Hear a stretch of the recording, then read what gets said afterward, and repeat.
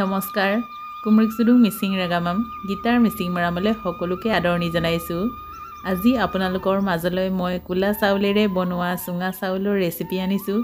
আশা কৰিছোঁ সকলোৱে ভাল পাব। চাউলখিনি প্ৰথমতে কোমল হৈ যোৱালৈকে তিয়াই ল'লোঁ।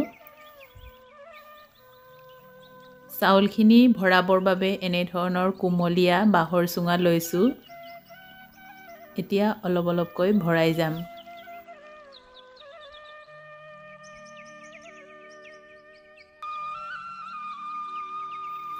চাউলখিনি অলপ অলপকৈ দি মাজে মাজে এনেদৰে টুকুৰিয়াই দিব লাগে যাতে চাউলখিনি তললৈ ভালদৰে বহি পৰে।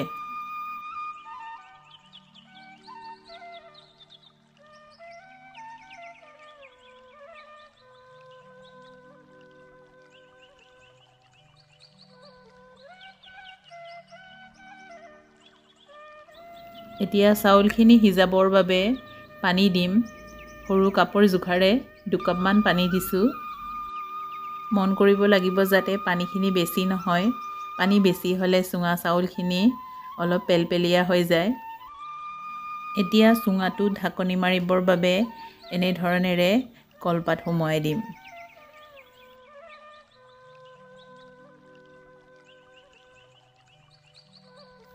কোলা চাউলৰ সলনি বগা বৰা চাউলো ল'ব পাৰে। মই বগা চাউলেৰেও এডাল বনাম। গোটেইবোৰ চাউল চুঙাত ভৰাই দিয়াৰ পিছত এনেধৰণেৰে জুইত অলপ হেলনীয়াকৈ ৰাখি চুঙাকেইটা পুৰি ল'ম।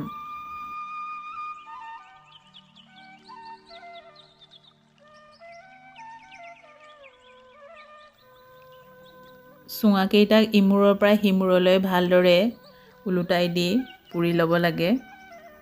তেতিয়াহে চাৰিওফালৰ পৰা চাউলখিনি ভালদৰে সিজিব।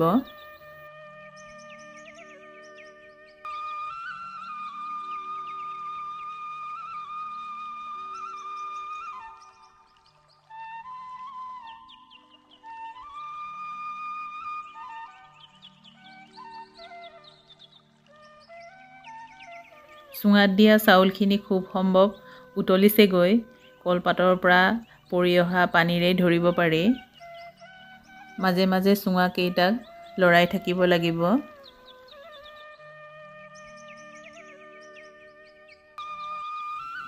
চুঙা চাউলখিনি পুৰি হৈ গ'ল।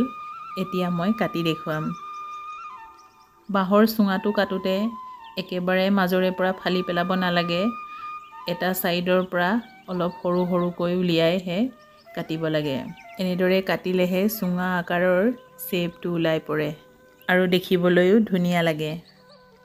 পাৰিলে বাঁহৰ ওপৰ অংশৰ এটা তৰপ কাটি ল'ব লাগে। তাৰপিছতহে ভিতৰৰ তৰপখিনি কাটি উলিয়াই দিব লাগে।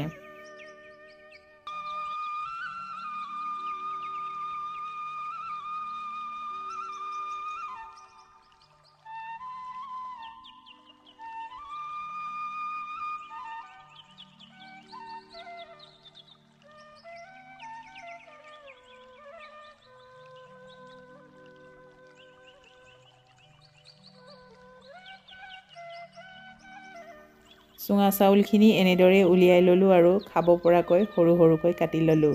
দেখিবলৈও কি ধুনীয়া লাগিছে নহয় জানো? এতিয়া গৰম গাখীৰ বা যিকোনো নিজা পচন্দৰ মাংসৰ তৰকাৰীৰে সৈতে পৰিৱেশন কৰিব পাৰিব। আজিৰ ভিডিঅ'টো চাই কেনে লাগিল জনাবলৈ নাপাহৰিব। যদি ভাল লাগিল তেন্তে প্লিজ লাইক, শ্বেয়াৰ আৰু কমেণ্ট এটা কৰি দিব। আৰু যদি প্ৰথমবাৰৰ বাবে চাইছে তেন্তে প্লিজ ছাবস্ক্ৰাইব এটাও কৰি দিব। আজিলৈ ধন্যবাদ।